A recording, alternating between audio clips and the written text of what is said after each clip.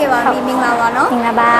ကဲပါမိလေနာမည်လေးမမတို့ဆက်လောက်မိတ်ဆက်ပေးပါဦးရှင်မိနာမည်ကချူထက်ရရဖြစ်ပါတယ်ကဲပါမိကတော့အခုဟဲလေးမှာတက်ရောက်နေတဲ့အတန်းလေးလည်းမမတို့ဆက်လောက်ပြပြပေးပါဦးမိက physics ပြီး talent မှာတက်ကဲပါခုလိုမျိုးပေါ့ဆရာရှိတဲ့ပုံမှာရောမိအနေနဲ့စိတ်ခံစားချက်လေးပေါ့နော်မမတို့ share လေးလုပ်သွားပေးပါအောင်နော်ကိုစူးစမ်းပြီးရရဲဆိုတော့ပျော်ပါပျော်ဆွရပျော်အဓိကတော့ပြောရဲပေါ့နော်ဟုတ်ကဲ့ခုလိုမျိုးဆရာရှိအောင်ပေါ့နော်မိအနေနဲ့ဘယ်လိုမျိုးတွေစူးစမ်းပေးရလဲပေါ့နော်အဲ့ဒါလေးလည်းပြောပြအောင်နော်ဟုတ်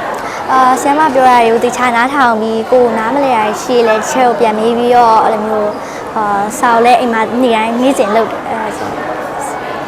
မိမိတို့ရဲ့အကြောင်းမှာပေါ့နော်လုပ်ခဲ့တဲ့ဒီ project တွေမှာပေါ့မိမိတို့ကလေဘယ်ဟာလေးကိုပို့ပြီးတော့အချိုက်ဆုံးဖြစ်လဲဘယ်ဟာလေးကြိတ်ဆုံးလဲဆိုတော့မိကအဲ့လိုမျိုး model စောက်တဲ့ပုံဒီလိုမျိုး model လေးစောက်တဲ့ history တို့ geo time မှာအဲ့လိုမျိုး presentation တွေ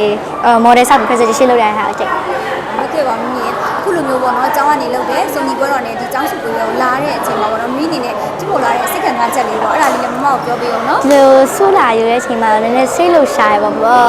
တကယ်ချင်းနေ performance တွေလုပ်တာလည်းကြည့်ရပြုတ်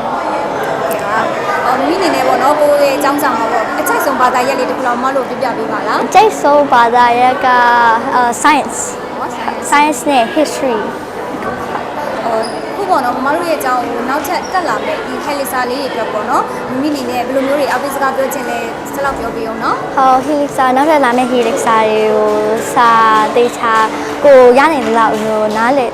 ရနိုင်တဲ့လောက်စူးစမ်းပေါ့ကိုမရရရှိရင်လည်းတစ်ချက်ကိုမိပြီးတစ်ချက်ရလဲမျိုးပြောရမယ်ငါကိုနားမလဲရရှိရင်လည်းရှင်းပြရဲသဘောထားလည်းကောင်းတယ်စိတ်ကောင်းတယ်အခုလိုမျိုးမမတို့ကိုလေဖြေချပေးရတော့ကျေးဇူးအများကြီးတင်ပါတယ်နော်ကျေးဇူးပါဒီလေးတစ်ချက်ကြည့်တာဒါလေးချက်ကြည့်တာ